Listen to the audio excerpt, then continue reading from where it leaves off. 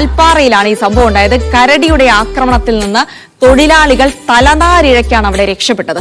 പറളായി estate സമീപത്തെ റോഡിലൂടെ നടന്നു പോകുമ്പോഴാണ് ഒരു ഭീമൻ കരടി വന്ന് ആക്രമിക്കുന്നത്. കയ്യിലുണ്ടായിരുന്ന കുട ഉപയോഗിച്ചാണ് തൊഴിലാളികൾ ആ കരടിയെ പ്രതിരോധിക്കുന്നത്.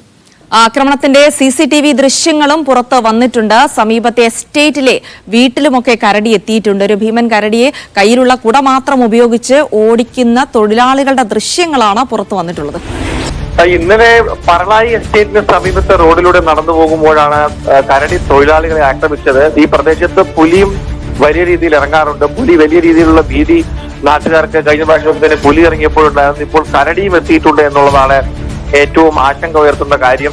ഒരു വിധത്തിൽ കുട ഉപയോഗിച്ചാണ് തൊഴിലാളികൾ കരടിയെ പ്രതിരോധിച്ചത്. കരടി അവിടെ നിന്നും പെട്ടെന്ന് ഇവർ ബഹളം വെച്ചതിനെ തുടർന്ന് ഓടിപ്പോവുകയായിരുന്നു. അല്ലായിരുന്നെങ്കിൽ സ്ഥിതി മറ്റൊന്നാവുമായിരുന്നു. ഇത് ഇന്നലെ നടന്ന സംഭവമാണ്. പക്ഷെ ദൃശ്യങ്ങൾ വളരെ ഭീകരവും പേടിപ്പെടുത്തുന്നതുമാണ്.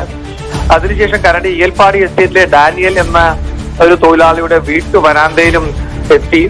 ശബ്ദം കേട്ട് ഭയന്ന വീട്ടുകാർ CCTV പരിശോധിച്ചപ്പോഴാണ് കരടി പുറത്തുള്ള കാര്യം അറിഞ്ഞത്.